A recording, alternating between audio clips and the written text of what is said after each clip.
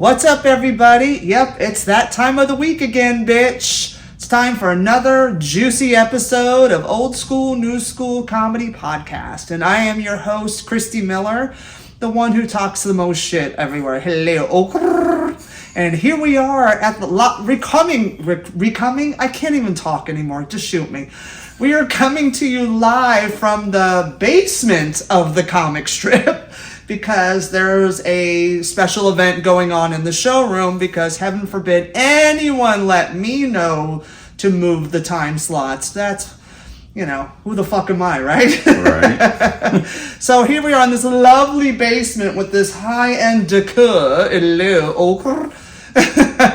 Only the best for my next guest this week. I really love this guy. I had the honor of doing his Wounded Warrior Project benefit show back in September here in New York City, and it was a lot of fun.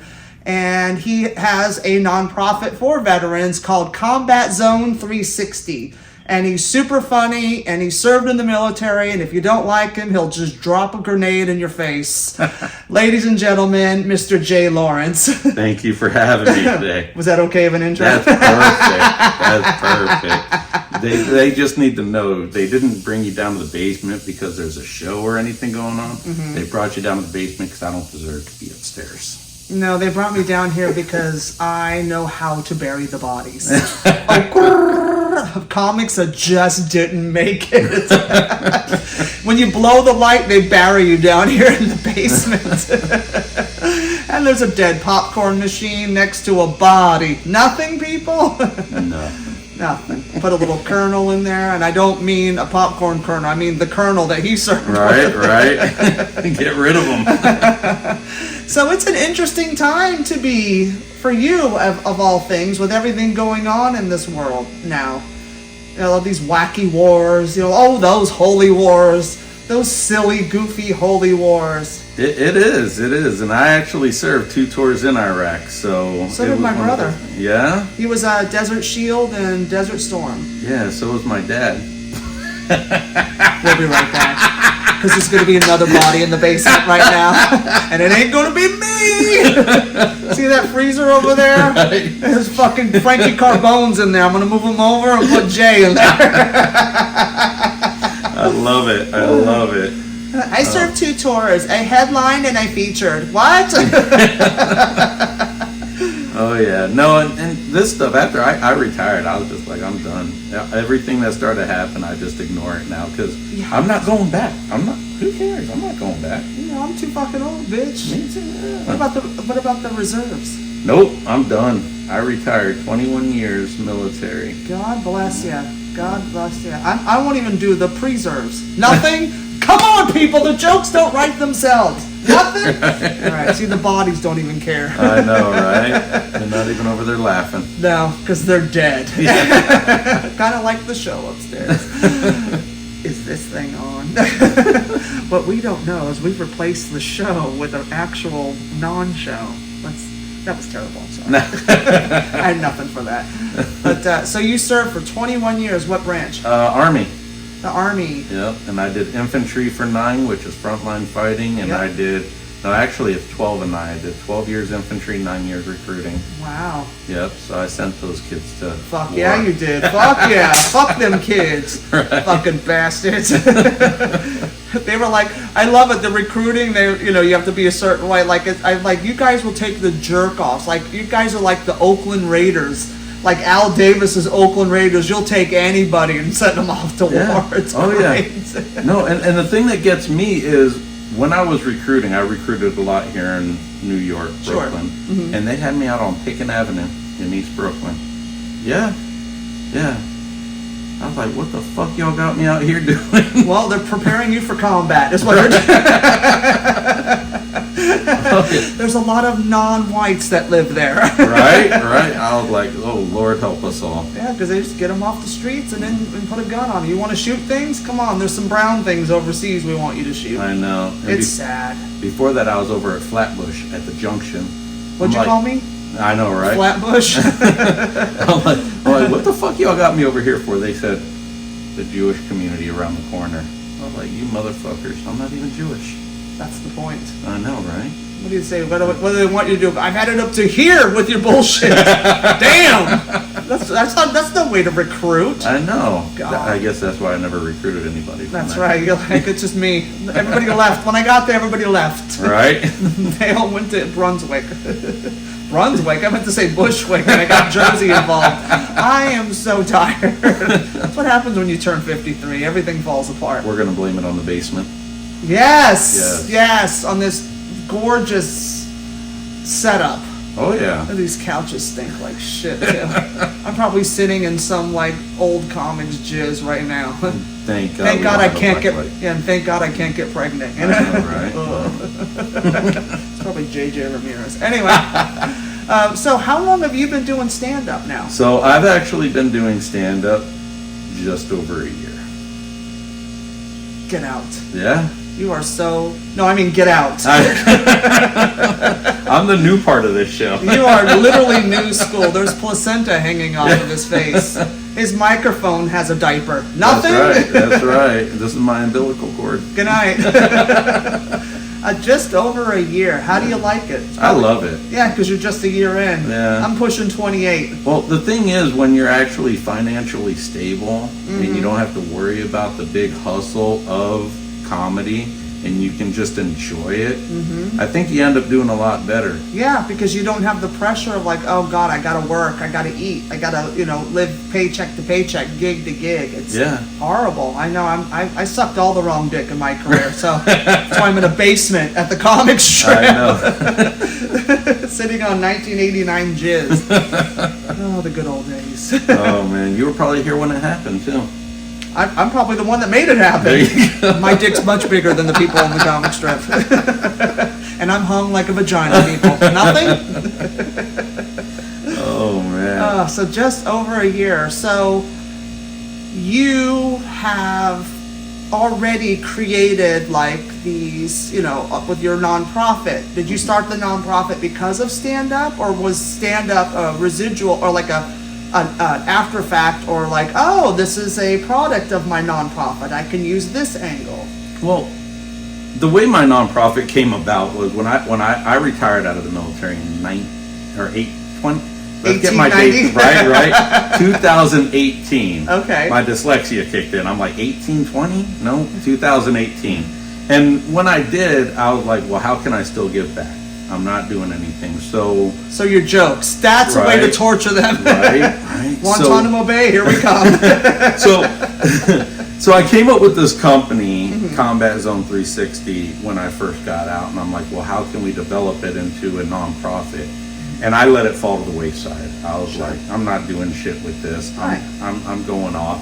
And I started doing a podcast. So I did a podcast. I did a television show in Staten Island. I did all types of stuff trying to educate people about the veteran community. Sure. And then COVID hit and the show stopped, so I picked up more on the podcast. And then I got into comedy and I'm like, fuck this podcast.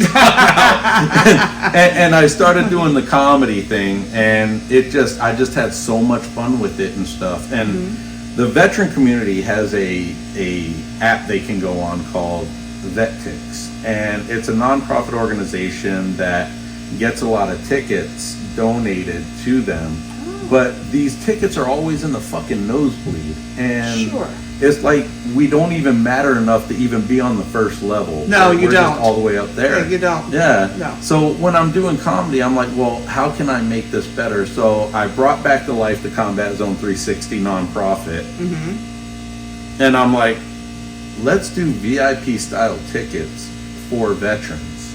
I like that. Yeah, so right now I'm using all of my comedy shows that I produce to raise money for it. So 100% all proceeds goes towards veteran entertainment.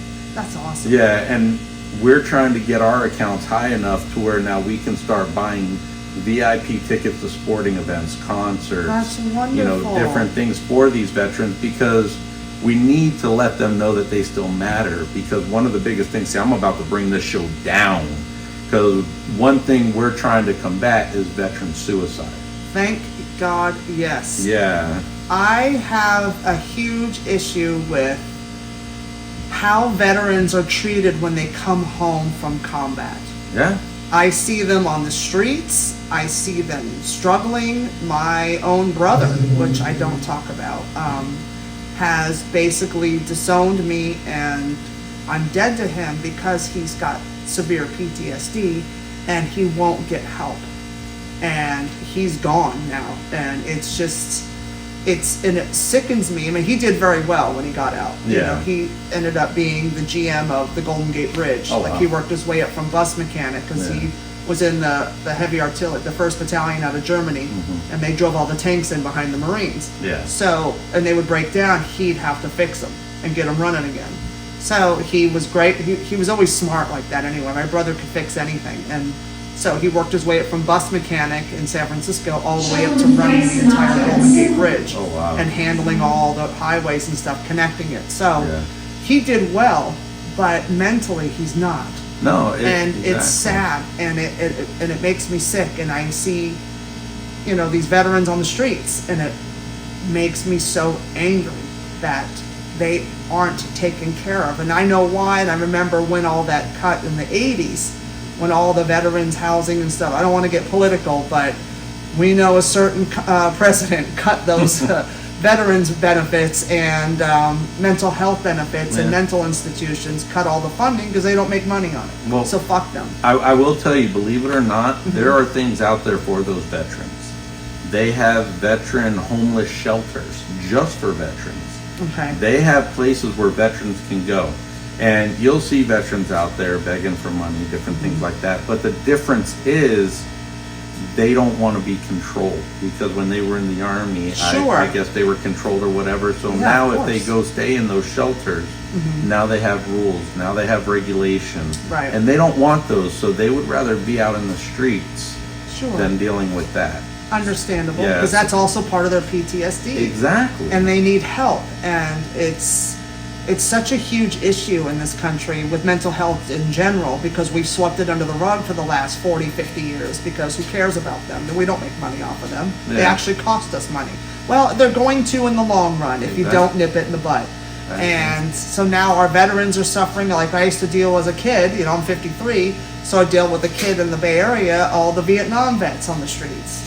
And it was really heartbreaking. And then, you know, them trying to come home, and now, you know, and then all the Iraqi, you know, the Afghanistan vets from the early 90s, from Bush's war. And now we have to deal with our veterans still in this generation. And it's just, it's never ending. And it's just, they don't get the help they need, or it's just sad. And I just pray that, you know, that there's an entity stronger than us out there in the universe that can help us right this. Yeah, and I'll tell you, you know, one thing reason why I started comedy is my wife actually sees that it helps me with my PTSD. 100%. And that's why I do that, because they say laughter is the best medicine. And that's why every veteran that comes to my show that we look at, you know, comes to my show for free.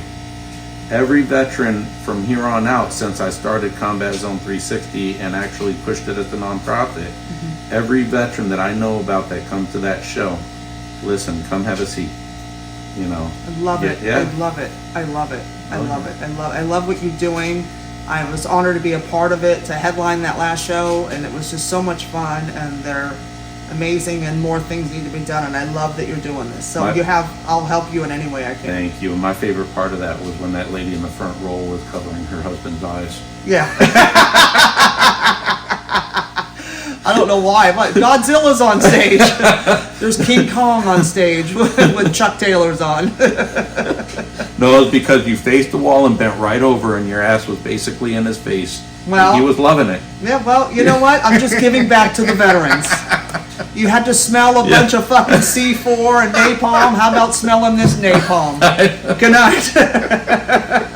You know, I'm a giver. So there you go. And you were given that night. It was hilarious. I had a blast. Oh my goodness. They were so hilarious. Oh God, that was so fucking funny. Yeah. Jesus. So you have a show tonight, correct? I do. Well, actually, this will air tomorrow. So basically, this is Mondays at noon. So we I had have a show today. last night. Yep, last night. Yeah. Yep. So where's the show and who's on it? And So we're doing it at Grizzly Pear Midtown. Okay. And the one thing I love about my shows is I have a huge diversity of comics on there. you really do. Yeah, and tonight a buddy of mine, Dejan Alford, he's on it. Nice. I have coming up Wyatt Free. I can never remember his name, but it's like FEEG something, and he's actually on a television show on Hulu. Sure. Yeah, he's doing that now. And then I have this gentleman who's a part of the LGBTQ plus, Jack Sullivan. He's hilarious guy. Love. Hilarious guy. Love. And then I got Jazz on my show tonight. Okay. Yep, and she does stuff with the veterans. She used to be one of those girls that dressed up in the World War II and sang. Oh, Yeah, I she love was one of those at one point. Nice. Yeah, We and call them drag queens. Nothing? Oh my God. They're not pretty enough to be drag queens. Good night. That's our show. We just got canceled by the straights. The gays love us, straights hate us. And then I got Sharif's coming on the show good. too. I love Sharif. He's so adorable. Sharif Johnson. Yeah. Thank yeah. you. God, I almost Yeah. forgot his name. It's a black name, so you could have put anything in there. Yeah, You could have man. put Jackson or yeah. Jenkins. It would have worked. Nobody cares. No, we love Sharif. Sharif's gonna murder. Oh yeah, he he's is. gonna totally He is. murder. He's amazing. And then once a month I do an audition show. Okay. So there's this young comic, Pat. He actually won Russian descent. So let's see if he murders tonight. Yeah. Just Yeah. tell him it's the Ukraine. He'll take it over. Good night. See, I am so relevant, people. You have no idea my relevance. And the Ukraine war, that was so last week. I mean, we have Palestinian and Israel right now, okay? Ukraine, you can just go away because nobody cares. We forgot about that. That war's yesterday. It's so crazy. It's so sad. It's just, Yeah. I hate war. I hate it. It's just like, that's why I said, fuck the Gaza Strip. I'm going to take it over, and nobody gets to live there. It's just going to be strip clubs, amusement parks, and concerts. Like, it's only going to be for entertainment, a place to get jerked off, and a place to send your kids and get them scared. There you go. And Amusement it's just park all, everything. and all the profits go to take care of everybody. We split it 50-50. Everybody wins. Nobody gets to live there. I love it. Right? Let's do it. Just I'll make be it a a part of huge that. amusement park, strip clubs, whatever, gyms, because I need a gym. I have to work out somewhere. So things are just falling in the I background. know, right? The dead bodies. Yeah, right? They're knocking to get out. And we'll even have babysitters at the amusement park so the adults can go to the strip club during that time. Well, who do you think's babysitting? The strippers. There we go. There we go. Well, while they're not they're on stage- breastfeeding. They're breastfeeding while they're dancing. If they're not on stage, hot. they're babysitting at the amusement park. Hey, they're watching them backstage when they get ready. What is that? Those are boobies. Can I touch them? Sure. You got $1? Put it right here. Right, put it right in my G-string there, kiddo. You'll learn. These are skills you're going to need when you get older. See? I'm always looking out for the kids. There you go. But it's so crazy. It's just so crazy. So you've been doing this for a year, a little over a year. And what is your style for the kids out there? Like what are you into? Like who's your influence, I should say? So I'm kind of laid back. I just sit there and talk a lot of shit about my wife. About how, we've been married for so long and I'm just a lonely soul getting no sex or anything like that. Yeah, you are married. Yeah. And then I talk about white people shit. We call that hobby horsing. Yeah, so I talk about that. I talk about being a teacher because during the day, I still got to pay the bills. So Yeah. I'm a teacher during the day. I talk about that. And I talk about my kids. Yeah. Fantastic. Oh, yeah. Very good, clean, and wholesome. Yeah, I make it all about my life. Yeah, that's It's what all you're about supposed me. to do. Fuck everybody else. This is my fucked up family and my fucked up job and my bullshit, and you're gonna listen. And you're gonna listen well. Do you ever tell stories about? Do you ever do jokes and stories about your combat days? I do have one military joke that I always close with, and Only one. Only you one. You worked for For 21 now. years. For now. Remember, just over a year. I know. They're still developing. But I also talk about how my dad was black too. Yeah. I know that's about what everybody's saying, looking at the screen right now going, what? Is that light is really bright in that room. Oh, he's even one of them high yeller guys. Oh, yeah. No, I talk about a little bit of that too. So your dad's black and your mom's white? Yeah. Hot. Yeah. So you look like your mom. My mom's white and my adopted father's black. My sperm donor is white also. Oh, so she couldn't even let him donate sperm? I know, right? That sperm, you would have come out gangster, son. That's where we're like, yeah, motherfucker, shit. Fuck these white people. Go to dinner. What are we having for dinner? And we're having, what are some white food? Cottage cheese and potato salad with raisins. Fuck these white people. Shit. I'll shove a raisin up your ass, bitch. And fuck your cottage cheese too, ho. Yo. But anyway, so we're in the basement. Katie. Fuck your cottage cheese. That's my girl Katie. That's my daughter. I love you, girlie. I love you more, baby. See how they do me down here in the basement? It's actually pretty cool down here, though. I like the back of the showroom better. You do? I like it down here. I hate it down here. Yeah? Yeah. I like upstairs. You like upstairs? Yeah. Well, I'm having the new guy set up everything for me, so. Good. Make them work for you, girl. You're comedy royalty. You're comedy royalty, woman. See the little sign check. That's Katie Meany, Kevin Meany's daughter. Kevin Meany is comedy royalty. Yeah. That's not right. I don't care. If you don't know who Kevin Meany is, look him up. He's a genius. He passed away. Mm-hmm. He did. He's in the freezer. So, but that's awesome. I love what you're doing, and I love the fact that you're using this whole outlet of stand-up to help veterans and get the word out there, because people, honestly, veterans, out of sight, out of mind. Very much so. And if you don't have a military family, it's out of sight. You don't even know it exists. Yeah. You have no clue what goes on. And there's so many things. There's comics. I love that you're doing a show with just veteran comics that have served in the military, retired, and now they do stand-up.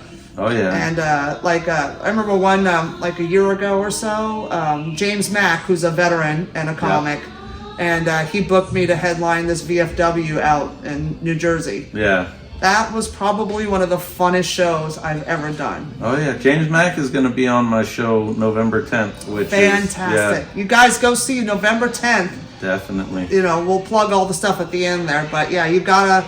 If you're in New York City, check out the Combat Zone 360 shows, because they're a lot of fun and they're for a great cause. Yes. And, I will serve my country one by one. Just line up all the hot ones.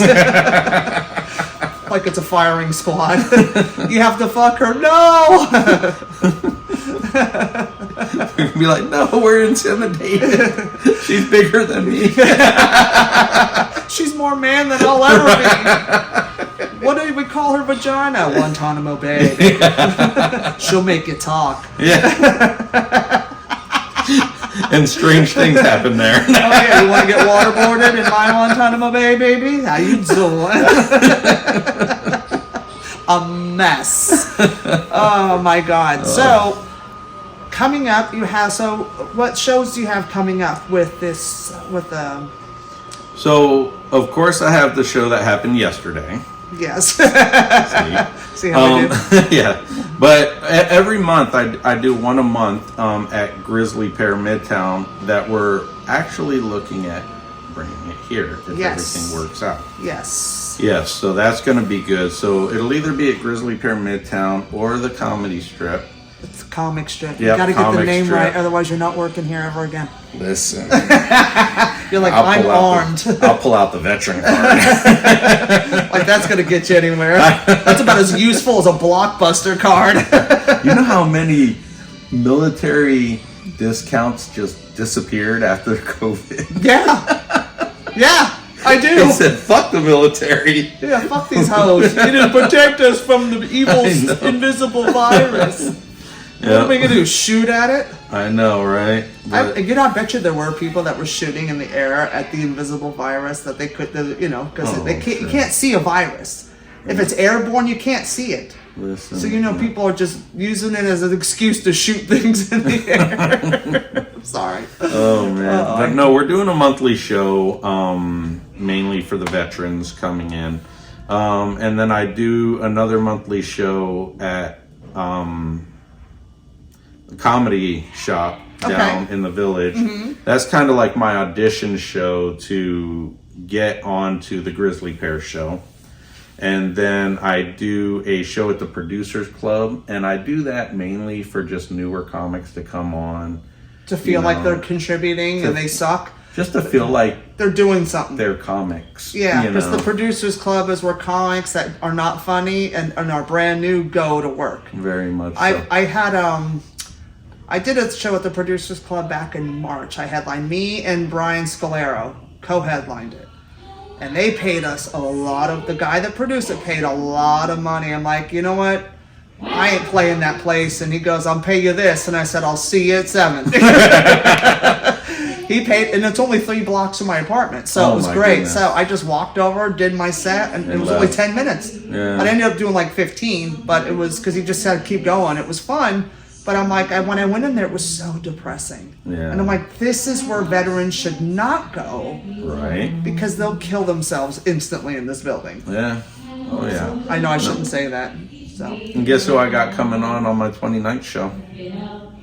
Laz Rivero. oh god. I'm like, listen, come on out. I always try to get at least one New York City bigger comic to come on the show. He's only bigger by size. Right. No shade, no tea, darling. All tea, all shade. Who the fuck am I saying? Fuck Laz Rivero. Fuck, he's about as New York as my thumb. My thumb go fuck out of here. He's Cuban. He swam Oh here. man. No, I had No, I love Laz. I have him coming. I had Nick Callis there. Uh-huh. Yeah, a good friend, awesome guy. Dejan goes there quite a bit for me.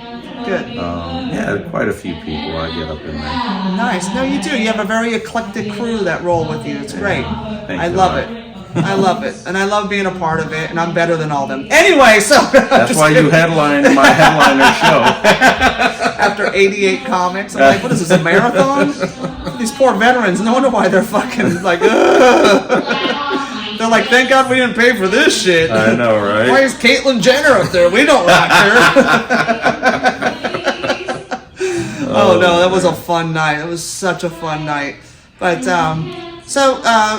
tell us what you're working on next, the next few shows, where they're going to be at, and how to get a hold of you guys there, or how to book Combat Zone 360 in your town. Yes, we would love that. This is what's going on for our future. We're actually doing local shows, raising money for the veteran community, trying to get that up and running so we can get them those VIP tickets. But this summer, I'm trying to plan a veteran a show where I'm going to take a few New York City comics, load them up in a 15-passenger van, and we're going to go to a bunch of military bases and just entertain the love troops. that. I love Yes. And when we mean entertain the troops, I mean I'm sleeping with all of them. Nothing? Nothing.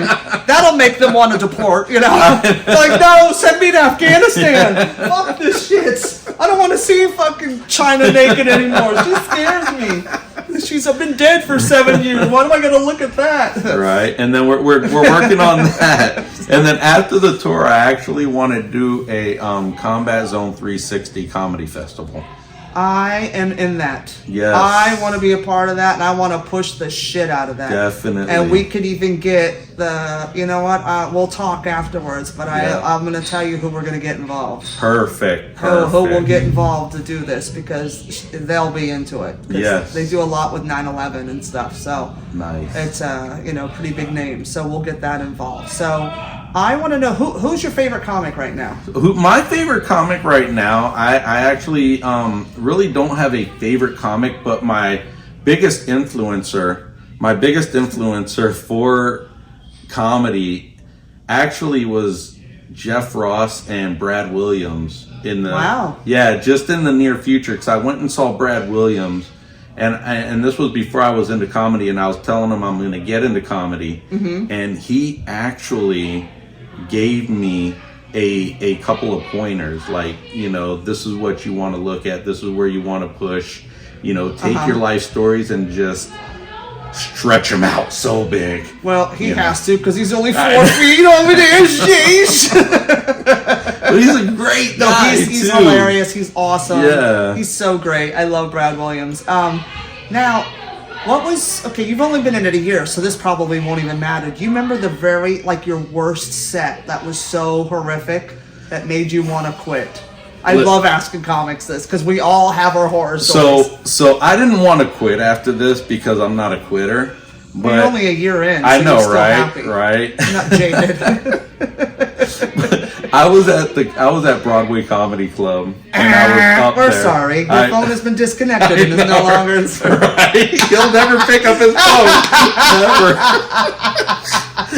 I gotta trap him in a corner to get a spot there. I have to threaten him. But I was there, and I guess I was bombing so bad. Combat Zone 360. Right. that I actually told him, I don't care if any of you retards laugh. As long as I'm laughing, I don't care. Right? You're like, I have PTSD. Do you think you're going to scare me, bitch? It was bad. So did Palestine take credit for that bomb? I Nothing. know, Come on, right? it's timely. God, I know. I'm terrible. But it was awesome. bad. I walked out of there thinking like Rich is never going to book me there again.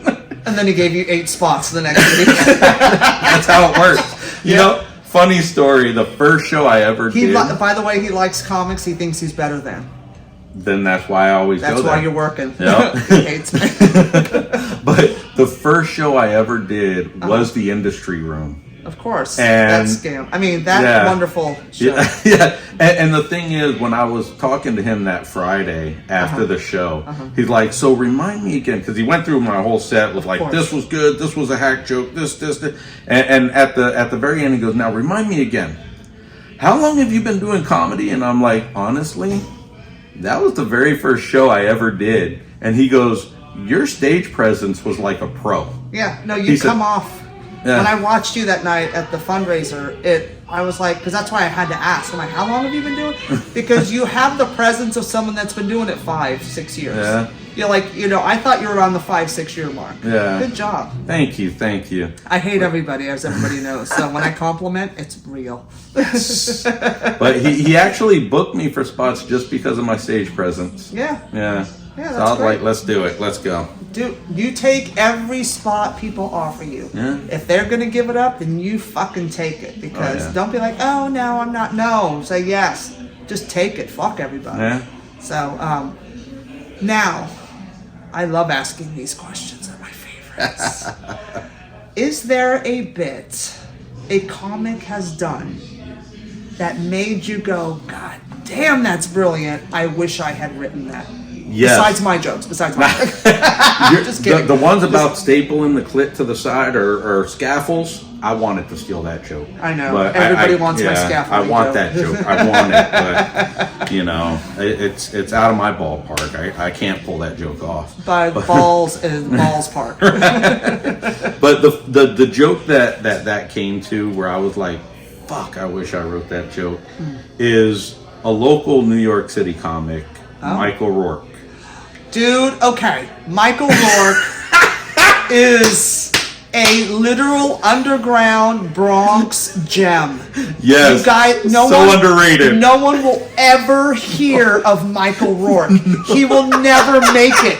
This guy is doomed to be a nothing. But probably one of the best storytellers, one of the greatest, different point of view. This he's like 40 and he looks 100, and because he looks like he's lived a life, and he tells you this guy is so fucking funny and will never make it because he is so out there. Yep. Because he's had such a shitty life and he owns it, and he owns who Very he is, much and he don't so. back down.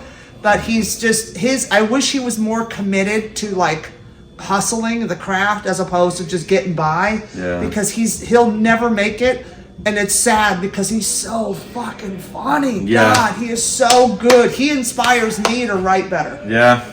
Oh yeah. And the joke that he did. Now this is the backstory to it. Okay. I lived on 42nd Street, and I used to ride my scooter with my wife to the train every morning so she can go to work at Fort Hamilton Military Base. Sure. So then I would have to take her scooter, strap it to my back or whatever, and ride my electric scooter back home. Sure. And it was like at 4 a.m, I saw these 2 9-year-olds, and they looked like gangsters. Well, they were. Yeah. They were. And when I heard, when I was doing comedy at the beginning, and I heard Michael Rourke talk about the Itsy Bitsy Spider Gang. Oh my God, I was rolling, and I'm like, that would have fit that perfect. Yep. He said these little 9-year-olds came up to me and they like, you don't know what set I'm from, and they started doing the Itsy Bitsy Spider. You go, oh shit, they from the Itsy Bitsy Spider set. I'm like, oh my God. Michael Rourke is a fucking brilliant Yes. fucking writer. Like, if I ever had a show, I would want him to write on it somewhere, somehow, be on the staff. Because that fucker sees shit that no one will ever pick up on. No. And he talks about how, like, if it's one 9-year-old, I can take him. But when you got 40 9-year-old fists flying at you, that's just too many. So I had to run. And I ran down this alley and I touched the wall and I said, Tag, you can't get me because I'm on base. And they said, we'll wait for you. He goes, I can stay up longer than you. I'm older than you are. Oh my God, that joke is genius. Oh, he's it's so one brilliant. of my favorite ones, and I love it. God damn it, he's fucking hilarious. Dude, Michael Rourke, I fucking love you, Yes. you dirty bastard. You piece of shit. I love you. Oh yeah. God, he's so funny. And I did not do that joke justice now either, but he's amazing. But if you know Michael Rourke, I'm watching him do it as you're saying it, and I'm dying. Dead. Oh, In a yeah. coffin, dead. Oh, I'm yeah. done. Count my funeral, ready to go, because I am dead, honey. He is so great. That is a brilliant... He's so funny. I love him. Yeah. Now, to close the show, I love asking this as well. Like, when I worked with Paul Mooney, how he would end his sets every night was street jokes. Mm-hmm. And Mooney would Mooney-ize them. He would twist them around a little bit, add a little Mooney tag to it, add this, and make it his own, even though you knew it was a street joke because he would go into it as such. And us comics, us old school comics, sit around the green room telling street jokes just to crack each other up. So I always love to ask, what is your go-to street joke? So when I'm with my friends or anything like that, you know, and my wife reminded me of this one. I always go up to them, I'm like, yo, I know Mexican judo. Mexican judo, what? Like, yeah, you don't know if I got a gun. You don't know if I got a knife. You don't know what I got. Yep. I love that fucking joke. It's so great. It is so great. You know how many fucking Latin comics in the 80s did that on stage? Yeah. Oh, yeah. All of them. That's my favorite one. Pablo Rodriguez. Paul Rodriguez. I'm thinking Pablo Francisco. He probably did it too. I love him. But Paul Rodriguez did it. All of them did it back in the day. But it's such a great joke. Yeah, that's how it became a street joke. Yep. Because Everybody loved it. Yeah. One of my favorites that someone told it to me the other day, and it's so timely. And I'm so gonna get beat up for this. I love to get beat up. Come on now. Where are them 9-year-olds? Oh, fucking 9-year-old up. What did the terrorist say to his girlfriend? Jihad me at hello. Good night. That's our show. So dumb, but I love that joke. I wish I would have known that joke when I was in Iraq. Right? Well, you did. You just said it differently. Right? With a machine gun. Nothing. Come on, people. This is on. Anyway, I love you, Jay Lawrence. Thank you. Love you for being here. You're such a great friend, and I'm so honored to share the mic with you tonight. And tell everybody how they can get a hold of you and find you on social and everything. So Instagram, everything that I do is Combat Zone 360. So my Instagram is at Combat Zone 360. I have a website for my veteran nonprofit, combatzone360.com. I'm brand new to TikTok, like 3 days on TikTok, so you guys can go follow me there too, Combat Zone 360. And that's really all I do for the social media, because I'm old and I don't know how to do it, so I'm That's just why you need to rolling get with those it. 9-year-old gang members to do Right. this shit. I know, and then they're See, gonna steal my phone. callbacks, people. I know. Callbacks. And then they're gonna They're steal gonna my hack, phone. no, they're gonna hack your phone. They don't want it. It's probably a flip phone, you Right. fucking grandpa. Anyway, I'm Christy Miller. This is Jay Lawrence. You've been listening to Old School, New School Comedy right here at the Comic Strip Live in New York City. Don't forget to like, subscribe, and share the show. We love you. See you next week, bitch.